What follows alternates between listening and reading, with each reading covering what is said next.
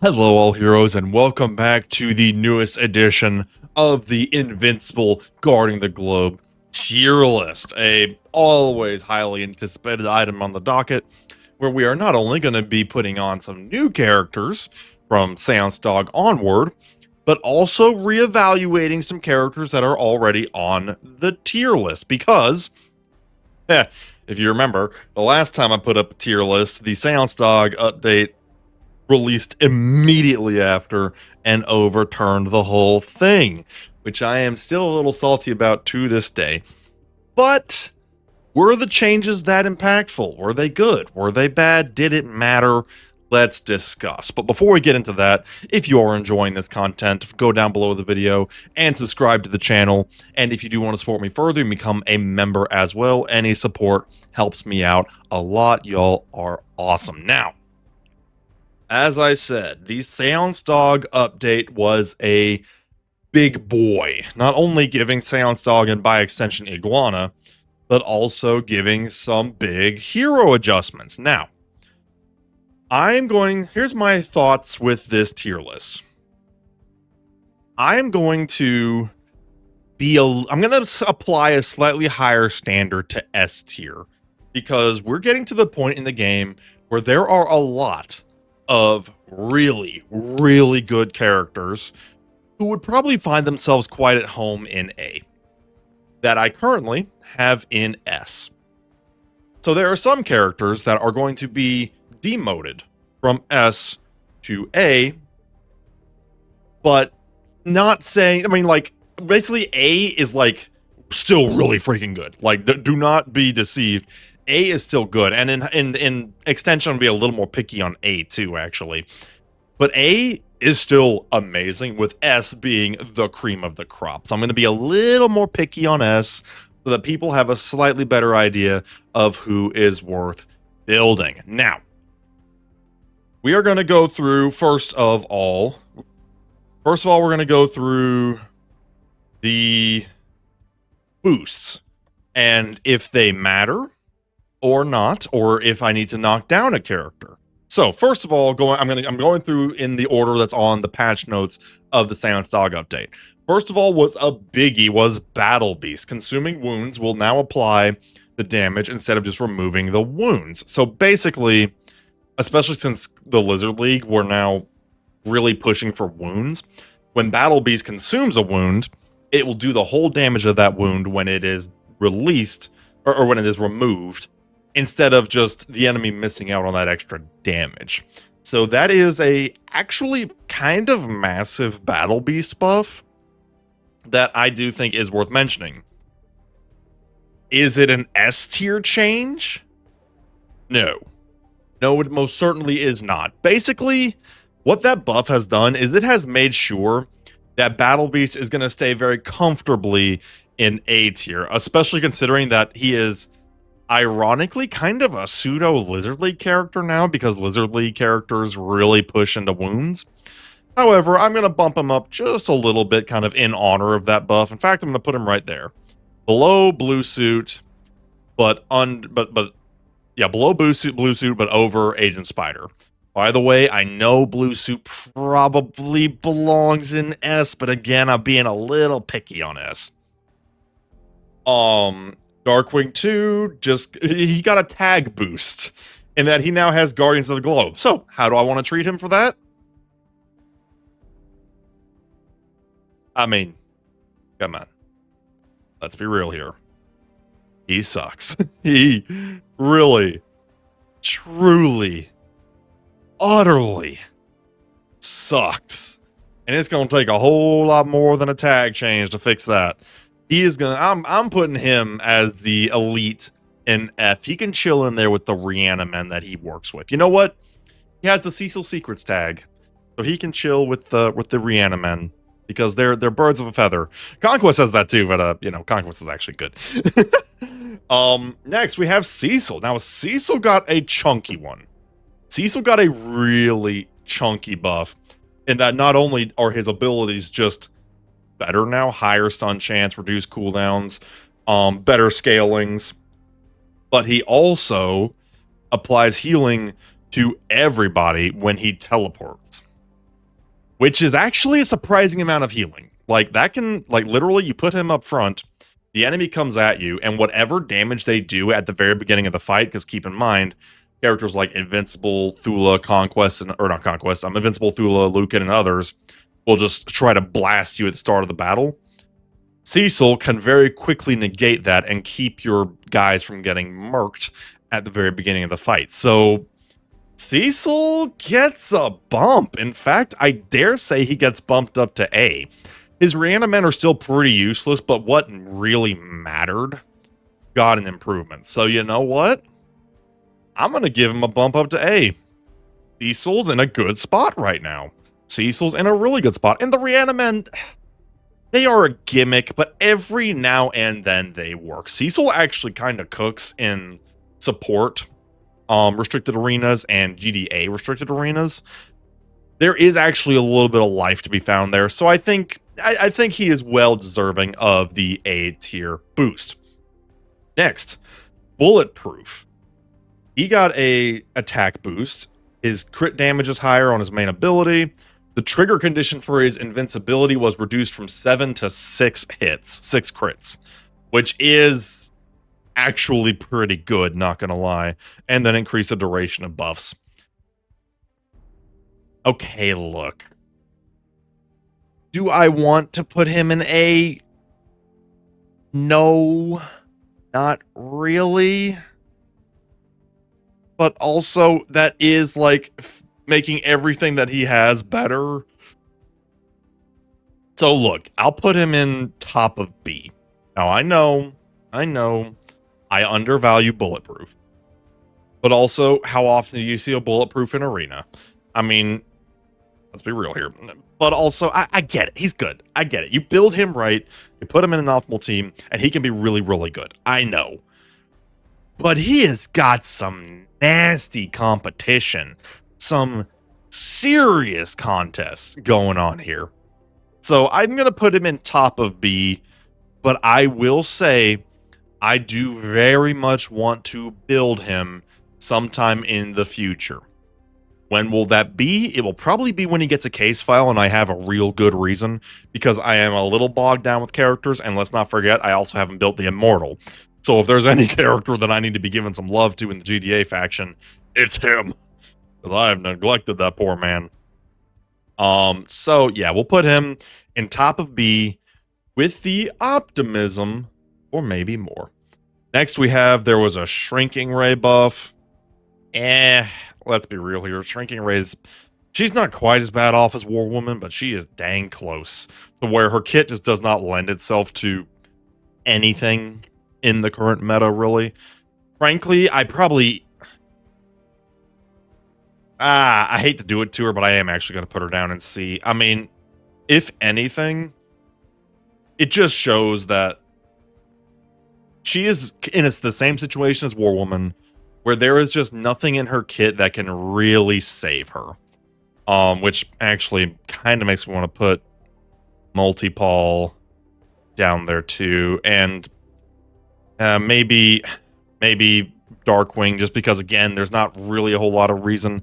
Darkwing could cook every now and then on a specific team, but also, like I said, I'm being a little more picky now. So I think that's what we're going to do there.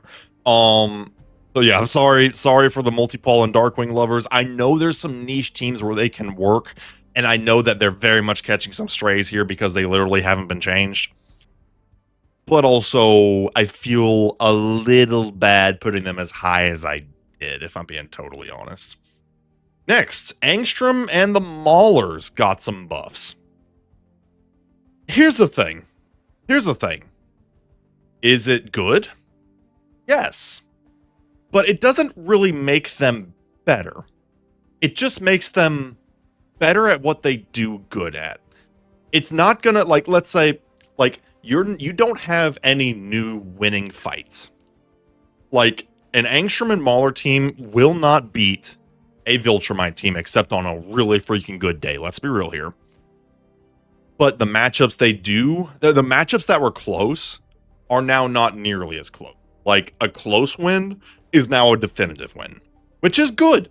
And again, I really hate to not give Maulers more love because they pair so well with Powerplex, and I love me some Powerplex. But I also kind of have to judge the characters individually a little bit, so we're going to leave them in B. Green Ghost. Green Ghost got some buffs, longer stuns, some cooldown reduction. But here's the situation with Green Ghost. Especially compared to some of the new supports we've got and the buffs we've gotten, like the Cecil support buff. Woo! That bad boy was spicy. Green Ghost buff. So I gotta be honest, I think I've given Green Ghost a lot of grace, but I'm gonna bump her down to B. It's not so much her fault as much as it is there are some mean supports now. Some seriously mean supports that give her a lot of competition. With Red Rush sharing a faction with her and absolutely trouncing her in the support competition. Yes, I need to build my Red Rush too. Look, my priorities have not always... I'm building 5 Lucans here, man. You think I've got good priorities in this game? No, I don't. But that's fine. Next, War Woman got some buffs. Look, War Woman's got one of those kits that just can't be saved. I'm sorry. She's going to stay in C tier until further notice. Aquarius got some boosts on his synergy. Okay, although he did get the note of them apparently being their favorite hero, which is kind of hilarious. And then last but certainly not least is Russ. The big one he got some duration increases to his confusion, which is not bad. But the biggie is now his passive 2 can heal all allies. I believe when an enemy dies, if I'm not mistaken. But here's the thing. Like I said, now this is gonna come off as bad. But look, there is some serious support competition now. And don't worry, Russ is not the only one who's going to catch a stray from this truth. But I gotta be honest, I'm going to bump Russ down to A.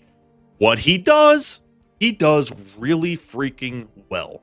But unlike some of the other characters in S, he is a little team dependent, which is worth pointing out. Now, that's all the buffs, but now I need to do a little bit more cleanup. Because Russ is not the only one who's getting struck down from S tier, in my opinion, and I do emphasize opinion. I'm also going to bump down Thula. Thula is devastating on the right team, but she is aggressively team dependent. Like, by design, I mean, makes sense. But I don't think, compared to what all of the other characters in S tier can do, I think Thula is a high A. Now, like I said in the beginning, A is not an insult. A is still really freaking good. The S tier characters do things that cannot be found on any other character within reason. So, yeah, we're bumping Russ and Thula down to A. Now, part of me kind of wants to bump down one more character, if I'm being totally frank. And Shapesmith is kind of in my crosshairs here. Again, it's not that he's bad, and A is not even a bad character. It doesn't help that he is just so freaking rare for some reason. Like, how many events have we had in recent history where we got Shapesmiths? Like, seriously, not many, if I'm being totally honest. We don't get a lot of Shapesmiths in rotation for some reason. I really hate to demote him from S, but until I see more of him in actual action, I think I have to.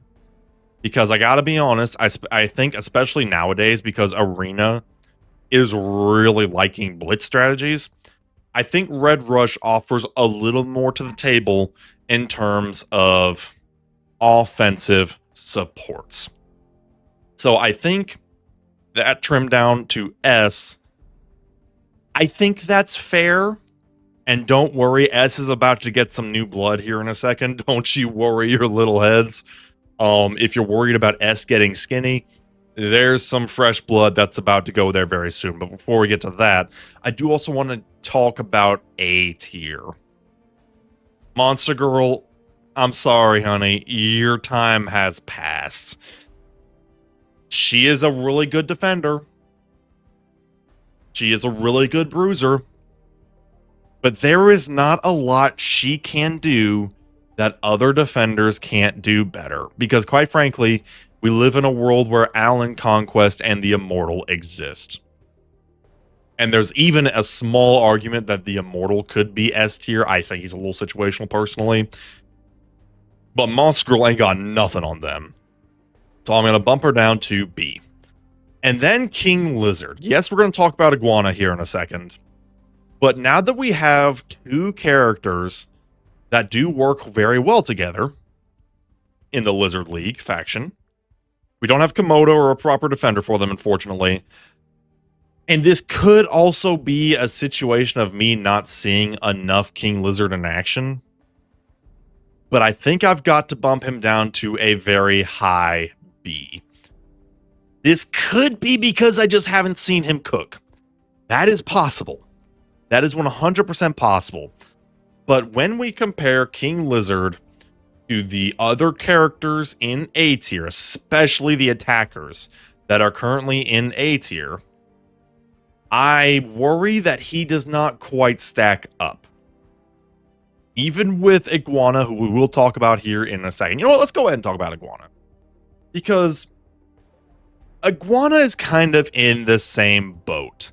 I actually think she's either on par or maybe even a little better than King Lizard. But the problem is their gimmick is wounds. And I gotta be honest, I don't think wounds actually all that good. Like, I love damage over time as much as the next guy.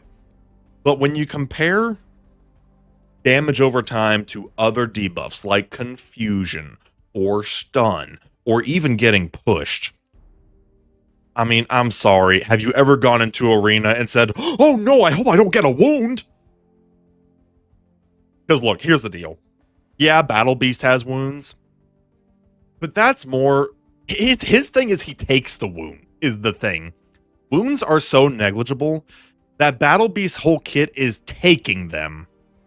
And it makes him good. Like, I don't know. Battle Beast is really the only one who can use wounds in any real way. And it's by literally removing the wounds. So, take that how you will. I think until further notice, King Lizard and Iguana are going to chill in B. A proper team could change that.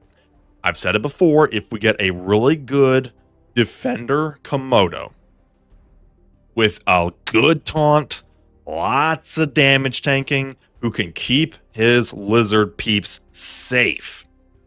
Because we really don't have a taunting tank in the game, not a true one if we're being honest. Like, taunts are like, at most, maybe 5 seconds. It's a little embarrassing, actually. That could save them, but without that, I've got to put Iguana and King Lizard in B.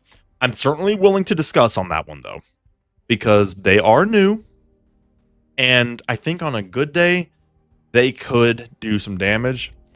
But again, we have to compare them, like, literally, Blue Suit Mark, Battle Beast, Agent Spider. Do we really think the lizards are on their level? I don't think so. I don't think so. Even Omni-Man. Omni-Man may not have as crazy abilities, but Omni-Man got the stats. Omni-Man is just a stat ball, and a good one at that. So I gotta be honest, I think the lizards are gonna chill and be. Now, the two new supports, and quite frankly, the reason that Rush and Shapesmith find themselves so far down, well, not so far down, but bumped down from S, is because these two new supports are crazy. First of all is Seance Dog. Now, here's the thing with Seance Dog. The latest update has broken something. Maybe the healing gel, maybe how a healing works, we're not sure. But even discounting that, Seance Dog's abilities are crazy. He has got the potential to have the highest healing in the game, with a lot of other pretty sweet abilities to boot, might I add. However, the case files. Ooh, the case files. I love the case files. I truly do. But the fact that Seance Dog is locked to the case files is not doing him a single solitary favor. He had his time in the sun when the Adam Eve Seance Dog synergy synergy, when that was working, the flashbang synergy, I will dub it as. That pretty much would make a team immortal until Seance Dog fell. Unfortunately, it's really hard to judge Seance Dog when the case files are so limiting on how many you can get. But he can work in just about any team. If we're thinking optimally, he can work in just about any team. He's got a metric ton of healing. He even has a death save in there, if I'm remembering correctly. And he does play really well with a lot of characters. I think he does belong in S. And now, the one that's really had the community buzzing is Thrag. I'm a dumbass. Kregg. The other Viltrumite leader. Because I was literally thinking, Viltrumite leader. Brain. Okay, Google. Viltrumite leader Thrag. No. I'm already placing Thrag in S tier, and he's not even in the game yet. He's not even in the show yet. That's how ahead of the curve I am. No. Kregg. General Kregg. The first Viltrumite support in the game. Oh yeah, he good. He goes crazy. Here's the thing. Yes, he is he is a little restricted to Viltrumite teams. But also, is he though? I mean, his main ability has a stun and a push and a defense reduction that can work with any team. And the ability to literally summon a fully kitted out Viltrumite from either Thula, Lucan, or Anissa. Ooh, that's a good one. That really gives him a lot of muscle to wield. On top of the fact that he just does a surprising amount of damage for a support, gonna be honest. So I'm gonna put him right there, above Conquest, but under Allen. Again, I'm willing to negotiate. I'm willing to discuss on that placement because, I mean, especially once you start getting into the weeds of it, S tier could really fluctuate. Frankly, I question this thing I even have where I place them and that's their rankings because it's really not truly indicative of how good characters are, but that's the format I've trapped myself in, so here we are. Kregg is just so good. Oh my gosh, Kregg is so good, and honestly, gives supports a lot of much needed teeth in Restricted Arena. In the recent support Restricted Arena, a good Kregg could take you pretty far on a good day.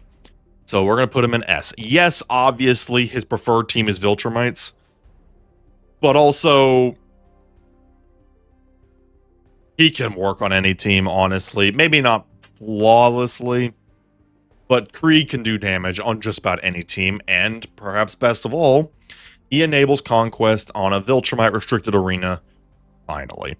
So that is where we have. Like I said, I tried to be a little more picky on S and A. Part of me almost wants to put Seance Dog to A just as a penalty for him being so dang rare. But I think bottom of S is fine for him to live in right now, because if we're talking about objectively best case scenario, like if you had an Omni plus Seance Dog, I mean, yeah, he is just that good. It's just unfortunate that he is just so limited. Kregg, on the other hand, was a really easy shoe-in because not only is the Viltrumite team he supports amazing, but the ability to just summon an extra Viltrumite, like, man, that works. That bad boy really works.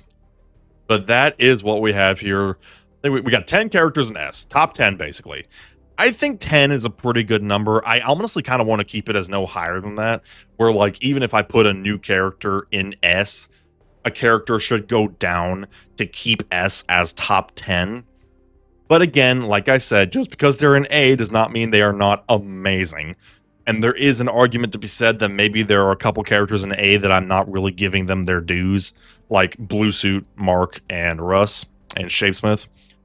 But like I said, A is still freaking good. But this is the tier list I have for Invincible Guardian of the Globe as of right now. So since I put out a tier list, by the rules of the universe, there's probably going to be an update any second now. It could happen. It truly could happen. But with that, let me know what you think of this tier list down in the comments below. If you do enjoy this content, go down below and subscribe to the channel. And if you do want to support me and the content I make, consider becoming a member as well.